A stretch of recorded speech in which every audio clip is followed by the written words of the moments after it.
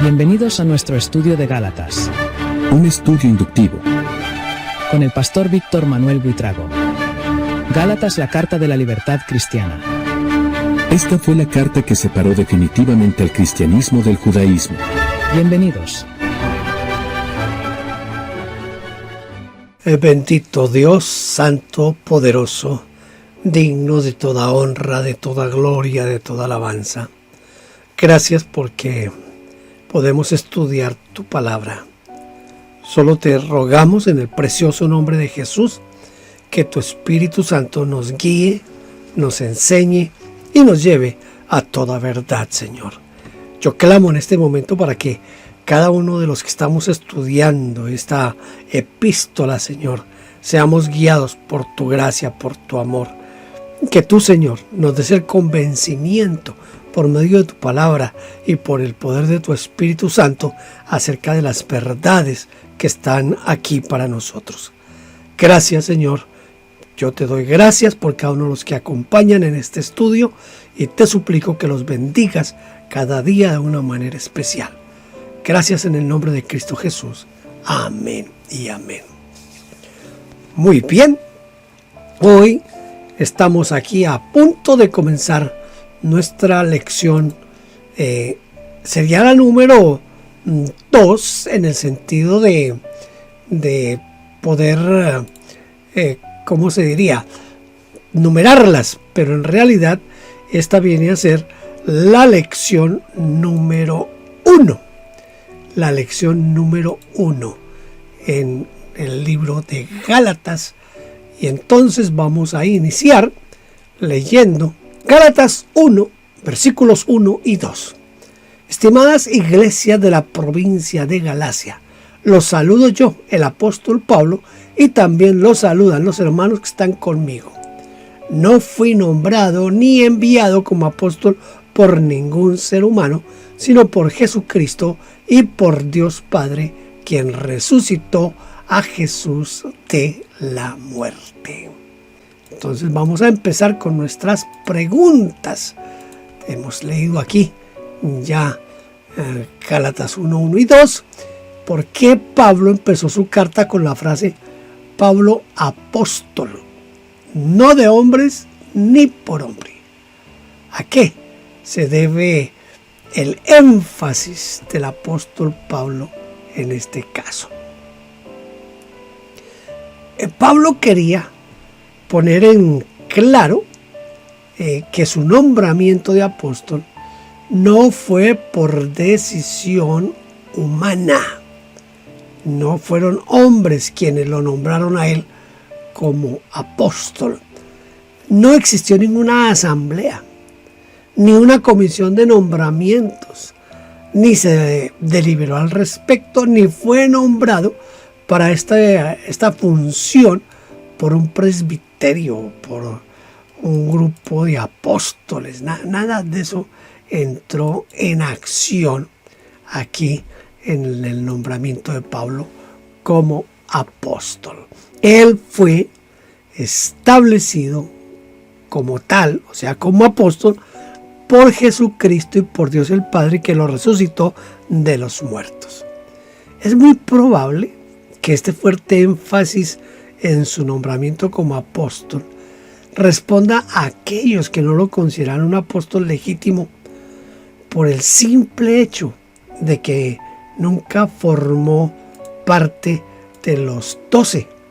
Entonces, por no formar parte de los 12, algunos no lo consideraban un apóstol.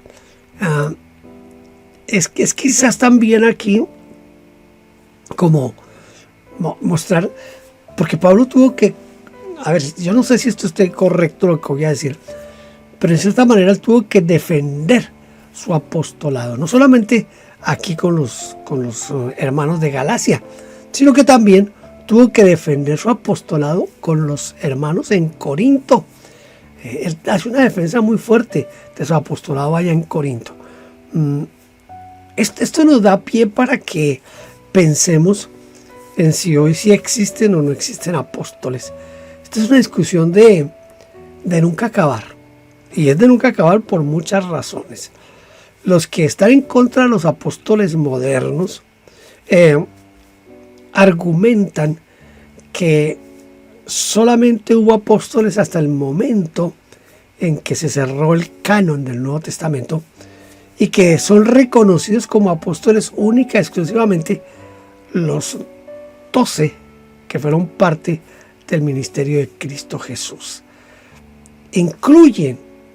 Meten allí un poquito a Pablo, pero es como un poquito como por conveniencia y quizás por la defensa misma que el apóstol Pablo hace. Y ellos dicen que no hubo más apóstoles. Sin embargo, cuando usted lee con detenimiento la Escritura, y mucho más hoy que tenemos acceso a tantas versiones de la Biblia, usted va a encontrar que hubo otros apóstoles, aparte de los 12 y aparte de Pablo, hubo otros que fueron considerados apóstoles. Bernabé, por ejemplo, es nombrado apóstol. Hay inclusive,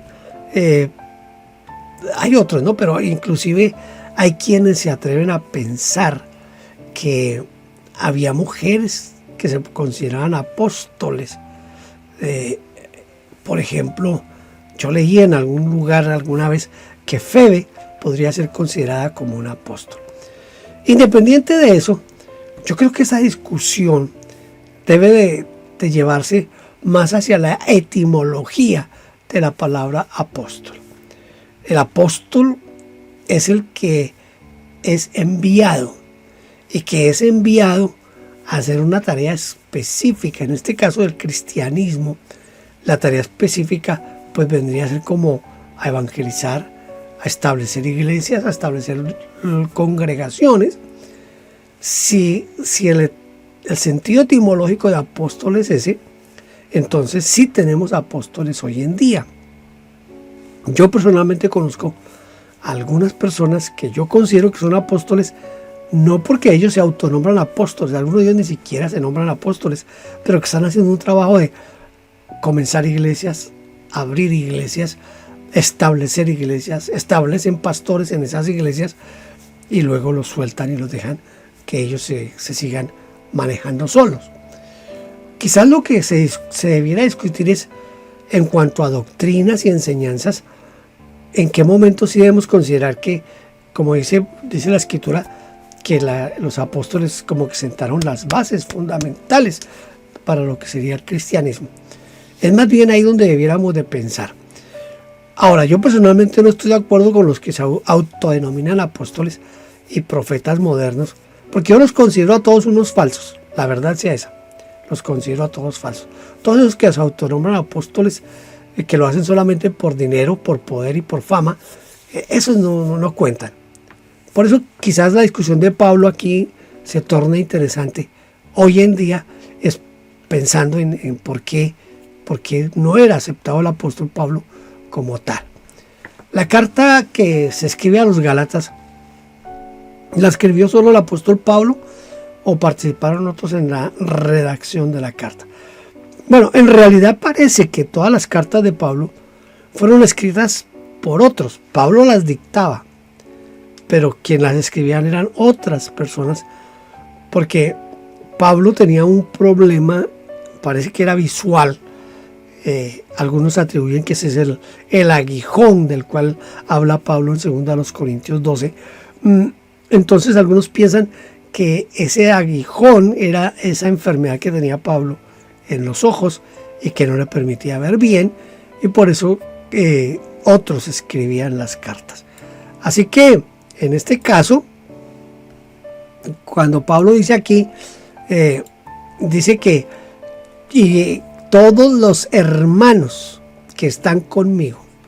Bueno, esos hermanos posiblemente fueron los líderes de la iglesia de Éfeso, porque todo indica que la carta fue escrita allí mientras Pablo estaba en Éfeso. Entonces, Pablo está en Éfeso durante unos 3 años más o menos, permanece allí unos 3 años, y formó un equipo de pastores que surgieron en la iglesia por la operación del Espíritu Santo, según lo menciona el apóstol Pablo mismo en el discurso de Mileto, cuando les dice: tengan cuidado de ustedes mismos y de toda la gente que Dios les ha dado. El Espíritu Santo les dio el trabajo de cuidar al rebaño de la iglesia de Dios, la cual compró pagando con la sangre de su propio Hijo.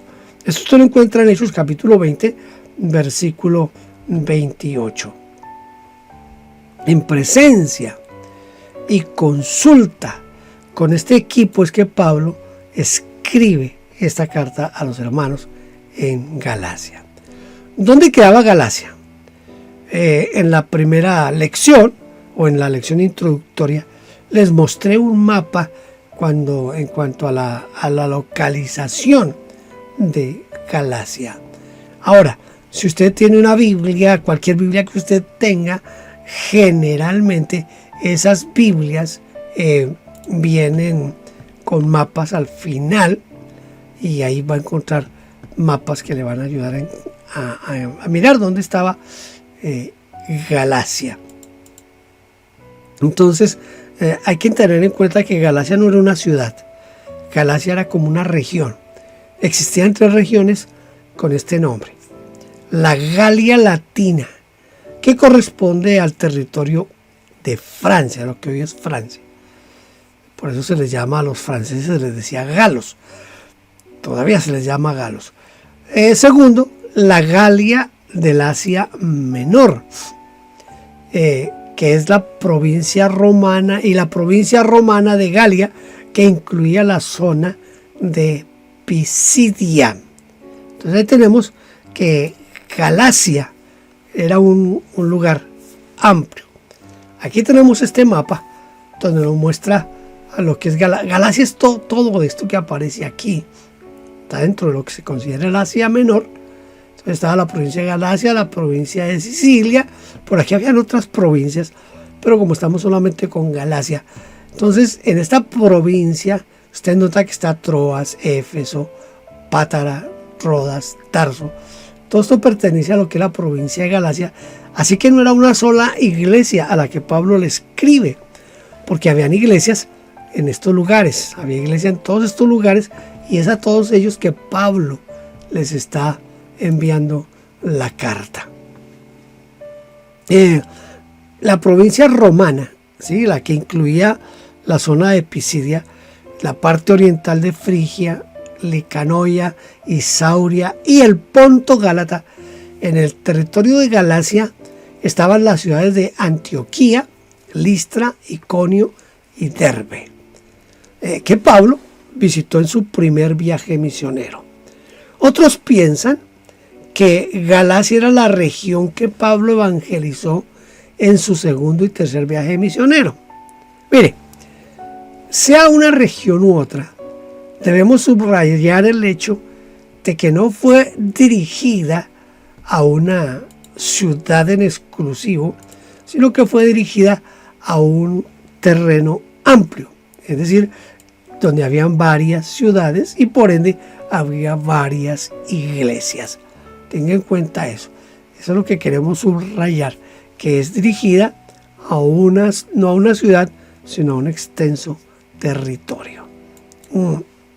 Las cartas de Pablo fueron escritas a las iglesias o a una iglesia en particular en una ciudad como Corinto, Filipos, Tesalónica, Éfeso, Roma.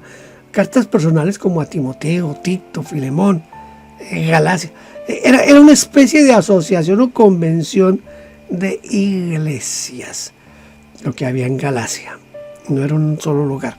Aquí tengo que detenerme a hacer como una pequeña aclaración, porque la carta que nosotros conocemos como la carta a los Efesios parece que no fue escrita por Pablo a la iglesia que estaba en la ciudad de Éfeso, sino que esa carta a los Efesios era una carta circular, que algunos dicen que la carta llegaba a una iglesia. Entonces, por ejemplo, el apóstol Pablo a los hermanos que están y que el apóstol Pablo había dejado como el espacio allí para que la iglesia misma pusiera el nombre. Entonces, en Éfeso, en Tesalónica, en Laodicea, en Colosas, y parece que la carta de Colosas, esa sí fue directamente a la iglesia de Colosas, pero que esas cartas circulaban entre todas las iglesias para que conocieran el pensamiento paulino en esas iglesias. Que la carta o el manuscrito que más se conservó fue el que decía a Éfeso, y por eso quedó bautizada como la carta a los Efesios. Hecha esta aclaración, podemos continuar aquí con nuestro estudio. Voy a leer ahora en Gálatas capítulo 1 versículos 3 al 5. Gálatas 1, 3 al 5. Pido a Dios que disfruten siempre del generoso amor y la paz de nuestro Padre y del Señor Jesucristo. Jesús entregó su vida para librarnos de nuestros pecados según el deseo de Dios nuestro Padre, para rescatarnos de esta época de maldad en que vivimos. Que se honre a Dios por toda la eternidad. Así sea. Ahora miremos las características que tiene este saludo del apóstol Pablo.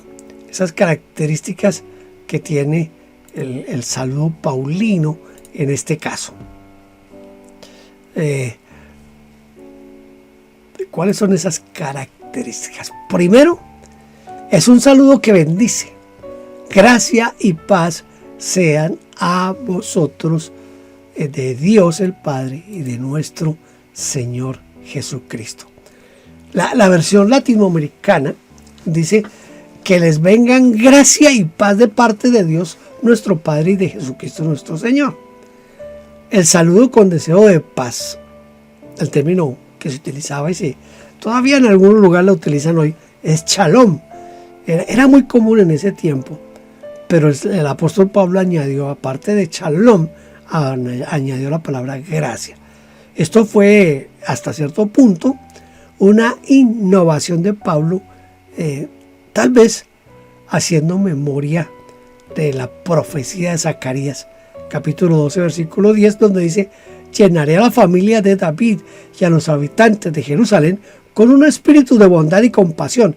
Ellos me mirarán a mí, a quien ellos atravesaron con una lanza, y se lamentarán como si estuvieran sufriendo la muerte de un hijo único. Sentirán tanta amargura como quien sufre la muerte del hijo mayor. En este caso, el derramamiento de la gracia produciría la conversión de toda una nación a Dios.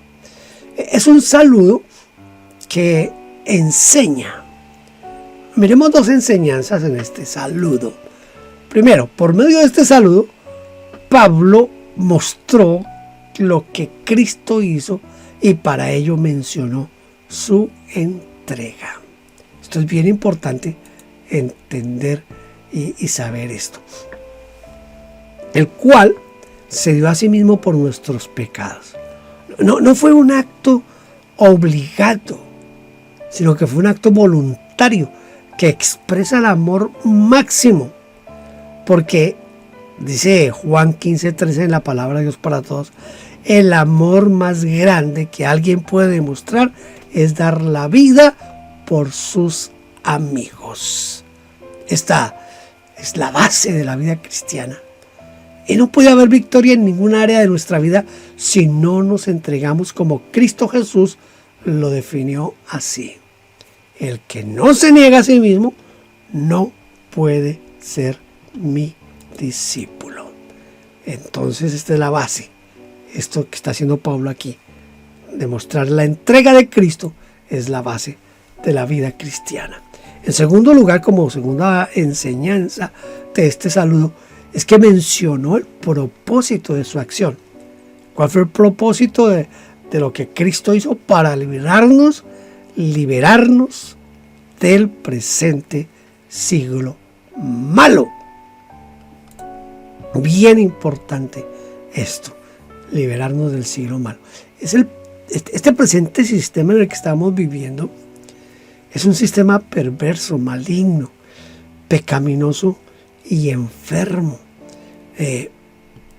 Es bien bien triste lo que está pasando hoy, porque hoy a lo malo se le dice bueno y a lo bueno se le dice malo. Mire cómo han avanzado dentro del comportamiento social asuntos como...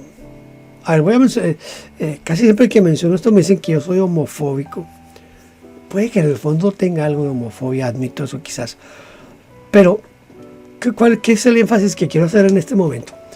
Cualquier película que usted vea, cualquier serie de televisión que usted vea hoy, todas, absolutamente todas, traen incluido dentro de su argumento una relación homosexual entre dos hombres o una relación lésbica o también homosexual entre dos mujeres. Y eso se presenta como algo normal hoy en día. También la facilidad de entrar en relaciones sexuales. Usted ve que en la mayoría de las películas, de novelas y de series, una pareja recién se conocen y ya están teniendo sexo. A veces hasta sin saberse el nombre el uno del otro. Y eso se presenta como algo normal y natural hoy. Estamos en un siglo que este sí es un siglo malo, pero de verdad malo. Entonces estamos viviendo un tiempo bien difícil y lo que Pablo está diciendo aquí es que Cristo murió y se entregó precisamente para liberarnos de eso.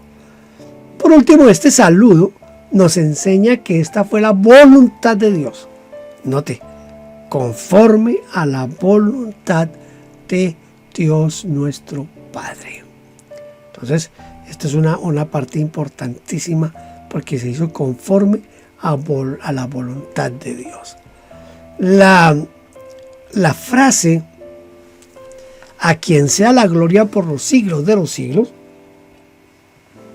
se podría considerar una muletilla o expresa un deseo profundo del apóstol Pablo en este caso. Mire, hay frases que se repiten mucho por hábito o por costumbre y por eso es que reciben el nombre de muletillas. Y de tanta repetición, no solo su fuerza sino también su significado original se pierde. Pensemos, por ejemplo, en el término Dios les bendiga. Ahora lo utilizan los locutores de radio, lo utilizan los artistas, lo utiliza todo el mundo, ese Dios los bendiga. Al terminar una emisión, por ejemplo, termina un partido de fútbol y el locutor dice que Dios les bendiga. El cantante termina su show allá en la tarima y que Dios los bendiga. Se ha perdido el verdadero significado, el Dios les bendiga. Una muletilla es algo que uno repite constantemente. Entonces, por eso la pregunta aquí, esa frase de a quien sea la gloria por los siglos de los siglos, ¿será una muletilla en el apóstol Pablo? Yo creo que no, porque este no fue el caso del apóstol Pablo de estar repitiendo, porque sí, con todo su corazón, el apóstol Pablo se había decidido a honrar a Dios, porque darle la gloria significa reconocerle como la fuente de toda bendición. Yo digo frecuentemente en mis charlas, todo lo que usted haga, hágalo para la gloria de Dios. Piense, esto que voy a hacer, esto que voy a decir, glorifica a Dios. Y eso va a ayudarle mucho para que toda su vida esté en función de la gloria de Dios y no de su propia gloria. Puede ser que le sirva el tip, el consejo aquí, como puede ser que no le sirva, no importa. Dios es digno de que le demos gloria, es decir, grandeza, esplendor, poder, magnificencia, señorío, honra, honor y alabanza. ¿Por qué? Porque todo eso es Él. Todo eso es Él. Y si no lo hacemos, podría producir un efecto negativo en nosotros. Dice Malaquías 2:2, si no me obedecen ni respetan mi nombre, los castigaré y convertiré todas sus bendiciones en maldiciones. De hecho, yo ya los maldije porque ustedes no han respetado mi nombre. Eso es lo que dice el Señor Dios Todopoderoso. ¿Ah? Eso es lo que dice el Señor Dios Todopoderoso. Como en todas nuestras lecciones, vamos a dejar un texto bíblico para que lo aprendamos de memoria. En este caso, los versículos 3, 4 y 5. No se asuste, son 3 versículos, pero son fáciles. Gracia y paz sean a vosotros, de Dios el Padre de nuestro Señor Jesucristo, el cual se dio a sí mismo por nuestros pecados para liberarnos o librarnos del presente siglo malo, conforme a la voluntad de nuestro Dios y Padre, a quien sea la gloria por los siglos de los siglos. Amén. A ver, repitámoslo una vez más, porque en la repetición es que memorizamos. Gracia y paz sean a vosotros, de Dios el Padre y de nuestro Señor Jesucristo, el cual se dio a sí mismo por nuestros pecados para librarnos del presente siglo malo, conforme a la voluntad de nuestro Dios y Padre, a quien sea la gloria por los siglos de los siglos. Amén. Amén. Muy bien, hemos llegado al final de nuestra lección número 1 de Gálatas inductivo. Este es un apasionante estudio.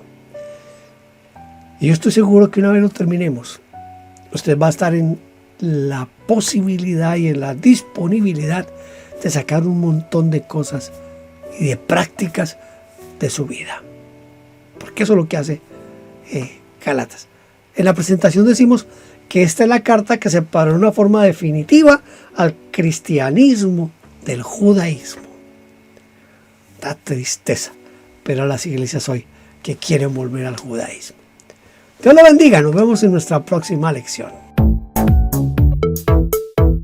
Gracias por vernos. Favor inscribirse en nuestro canal. Denos un like, toque la campanita y déjenos su huella con un comentario. Bendiciones.